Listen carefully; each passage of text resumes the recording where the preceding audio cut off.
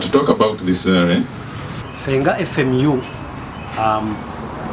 essanyu lyaffe liba mu kukolagana na kingdoms ne cultural institutions wanga tulina mutual benefit gye tubafunako.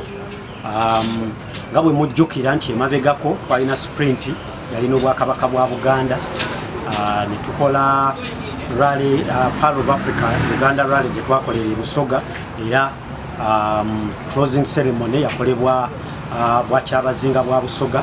Kati tuzze eno Koima era okuddamu okukwatagana n'obukama bwe Bunyoro. Twina our business and cultural expo.